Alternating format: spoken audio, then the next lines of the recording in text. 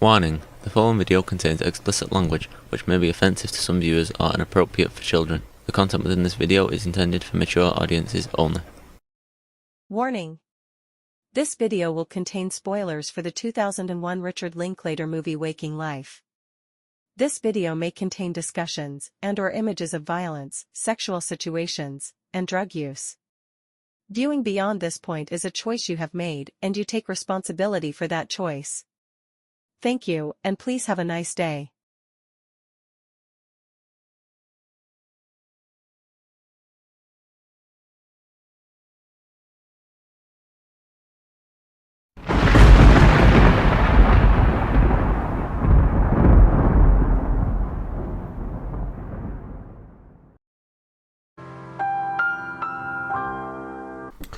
Hello and welcome to this video. I hope everyone's doing well. I hope the universe is treating you well. I hope my microphone's plugged in this time.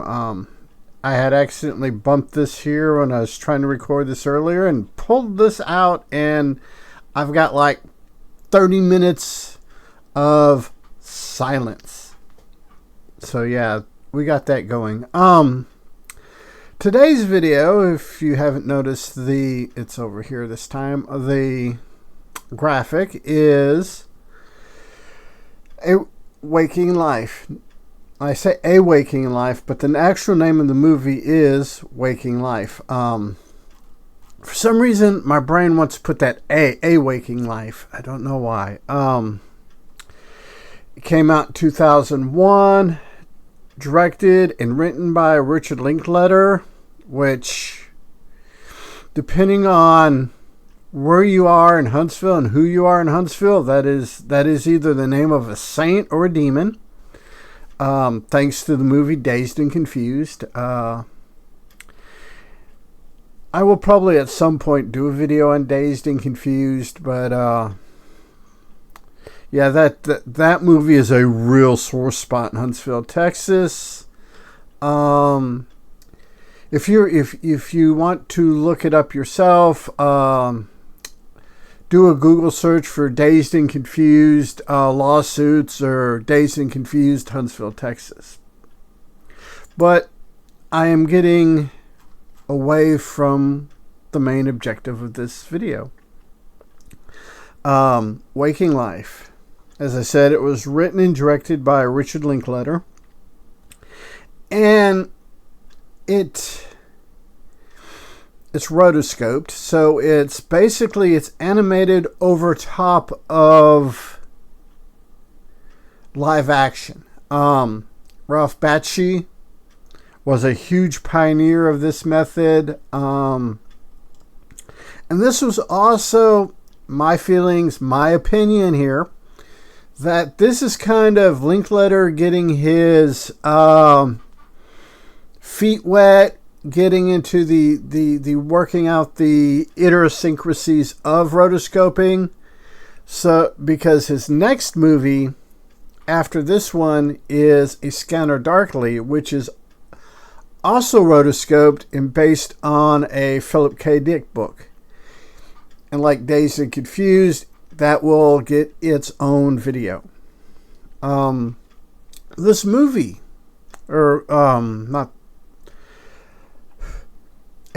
Waking Life, Waking Life, has some interesting people in it. Linklater had this ability to get just really interesting people in his movie. He gets his boy Wiley Wiggins. He was in Dazed and Confused and several of other Linklater movies. He's like Linklater's, go-to guy. Kind of like for a while, Uma Thurman was Quentin Tarantino's go-to girl. So yeah. Ethan Hawke is in this. Nikki Cat. Julie Delpy, Delpy, she's in it. Richard Linklater himself makes some cameos throughout the this movie. And Linklater got Austin, Texas's resident conspiracy nut job, neo-Nazi hater, Alex Jones, in it too. It's I mean, this is before Alex Jones was a big name. He also shows up in Scanner Darkly. Alex Jones. This is when Alex Jones was just a garden variety nut job. This is before he became his tongue became toilet paper for Donald Trump. Yeah, this is back in the days when Alex Jones was just an Austin, Texas nut job. So yeah,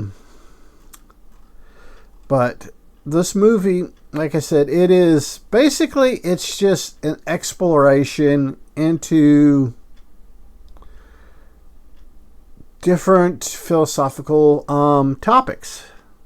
The nature of reality, nature of dreams, lucid dreaming, consciousness, subconsciousness, the meaning of life, free will, existentialism, dying. It's a series of quick cuts. We really don't know how our main character, and that is how Wiley Wiggins' character is credited on IMDb, just simply as the main character. Which is interesting.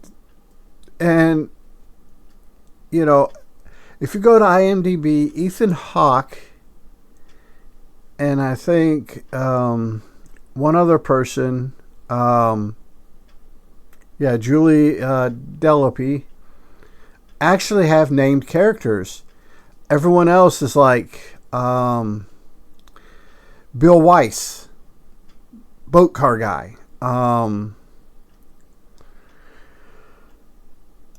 Glover Gill, accordion player. Laura Hicks, violin player. That's, like I said, don't take my word don't necessarily take my word for it. Look it up on IMDb. There's some great factoids there. The plot centers around a young man who's returning from a trip of some kind. And just life in general, and just what's going on, stuff that happens off camera, leads him to this existential crisis. And we get to journey with him as he moves through this he's working through it. There are some parts of this movie that we know are dreams, and there are some parts of the movie which he's awake. Then there are a vast majority of the movie where it's not really, we don't really know. At the beginning of the movie, he is apparently hit by a car. So, is he dying? Is he in the hospital dying, and we're just going through this as his body's shutting down? It explores the concepts of how come you can dream and have a full, experience, something that could be days, months, years long in a dream. And when you wake up, it's, 10 minutes later than what it was when you went to sleep. It gets into that, and it just explores these concepts. It's filmed in Austin. If you're familiar with Austin, Texas, you can watch the movie and go, "Oh, I've been there. This bridge is here." once me and my wife, when we were dating at the time, we had just started dating at the time, in fact. We'd been dating about 2-3 months. And we were going to Austin or just outside of Austin for a camping thing. And we hit Austin, and we decided to see if we could, how many of the spots that are shown in Awaken Life that we, and we found a bunch of them. And I should say, when I say we found a bunch of them, I say what I should really say and would be more accurate is we found a lot of places that look like it. I grew up 35 miles from, 65 miles from Austin in a little town called Carper's Cove. So Austin, like 6th Street and stuff like that, was part of my teenage years. And we explored Austin with this, using this movie as a, stuff, even though it's rotoscoped. If you know Austin, you've been to Austin, a little bit of detective work, and you can find either where it was filmed or what's trying to be replicated in the rotoscoping, to be honest with you. And it was that was a fun journey. But this is and that's part of this. That's part of the great thing of this movie, is because it's this philosophical journey. It gives your brain a lot of food to feed on, to look at, to see how questions like, who am I? Why am I here? Is this all that I am? It gives you possible answers, but each answer it gives you also gives you a bag of questions, a seemingly endless or bottomless bag of questions. And this is a interesting exploration, interesting.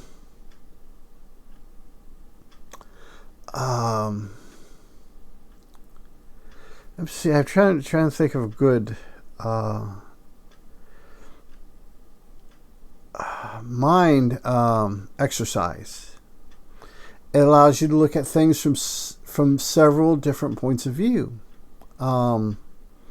Right, wrong. It even, there are certain things that, depending on how big of a Star Wars fan you are, they explore the question, basically the cop-out that Ben Kenobi uses is from a certain point of view. From a certain point of view, Darth Vader killed your father. And it explores not that thing specifically, but it takes real things that we look at as, say, the truth. Whether it be workers or management, marginalized people. From a certain point of view, certain things will appear to be the right answer. But are they? Are they truthful? Are they rationalized? Are they things that we rationalize to be true? That we want to be true so bad we make them true. It explores all that. It explores the meaning of life. It explores why we want this meaning. Why, what need, what psychological need that we have to have a meaning. And what if there is no meaning? What happens if it's, the nihilists are right? That fucks some people up. The nihilists are right, and it explores, in the grand scheme of the universe, as we know it, or as we can conceptualize it in our tiny little primate brains, that we are so insignificant, so small, so tiny. We are these primates running around this little blue-green orb floating in, the western arm of a spiral galaxy called the Milky Way. Really,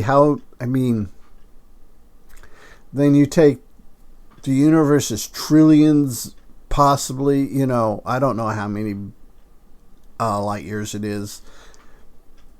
Probably trillions. I don't know. Probably smaller. It'd probably be safe not to take my word for it and to ask Google to give you a Neil deGrasse Tyson lecture where he's talking about the size of the universe. But still, billions, even if it's just a couple 100 billion light years, it's pretty big. It's, it's a little bit further than running down to the grocery store to grab some bread and milk, So, and it explores our place in it, our perceived place, how we think of ourselves as more than what we are. Hell, we can't even travel past the speed of light. And, how many millions of years have we been creeping around this planet? Come on. We're not gaining intelligence, real fast on the grand scheme of things. And it's just out there. And this is what this movie explores. It explores these questions. It asks, is man's aggression against himself justified? When is it justified? When is it not justified? When is it justified to segregate a man from society because of his evil doings?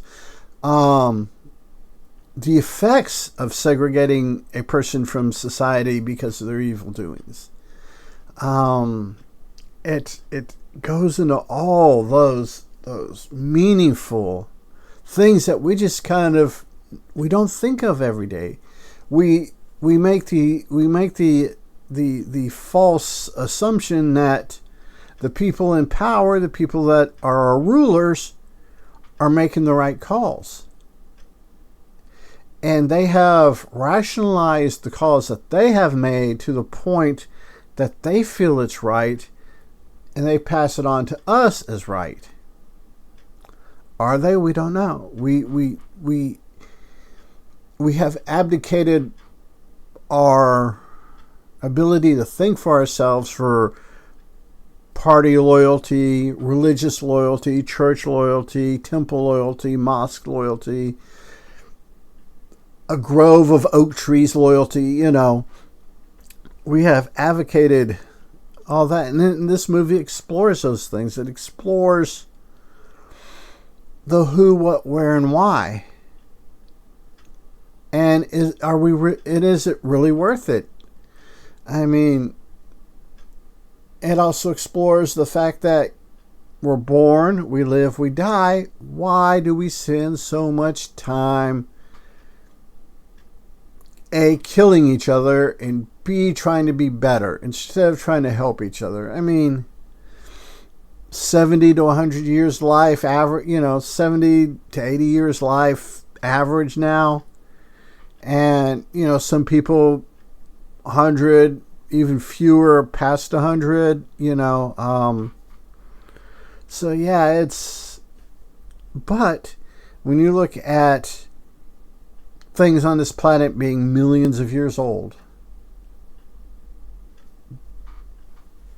what's 80 years? What's 100 years? And this movie looks at all that. It tackles that. Why? And it's wonderfully done. One of the things that makes this movie worth watching over and over and over again is the stuff they do in background.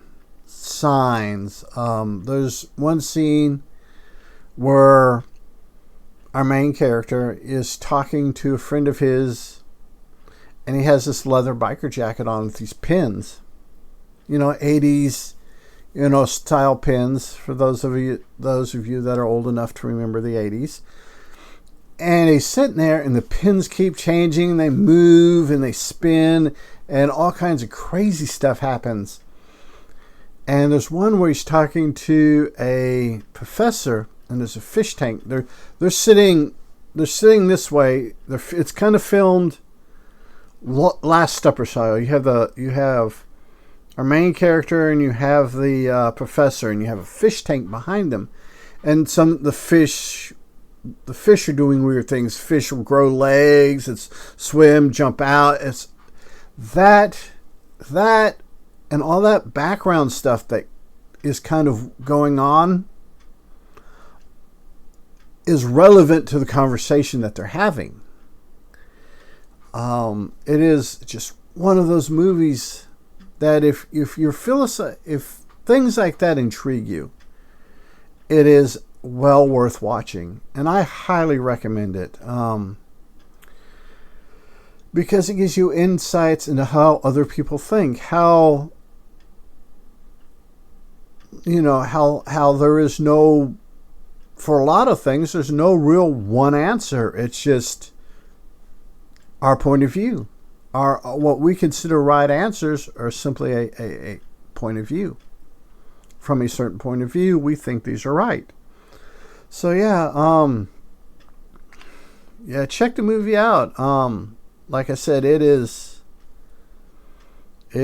one of those movies that, now, if you're altered, or not altered, elevated, and if you know, if you're elevated, this movie takes a whole new level of philosophical craziness and intrigueness, and I would recommend, if getting elevated is your thing, to get a little elevated, not real elevated, because you get too elevated, everything becomes life-changing. Every word, every sentence, every punctuation, every breath. Just get a little elevated enough to, you're feeling it, and you can be relaxed and just absorb what's going on as like a sponge. Just absorb it all in and process it. Process it in your own time.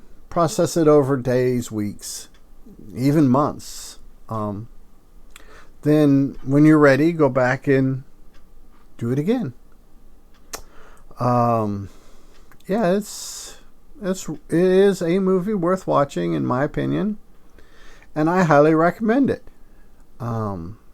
So until next time, everybody, remember, be a good human, be good to other humans. Peace. Hey, it's 10 p.m. Do you know where your children are?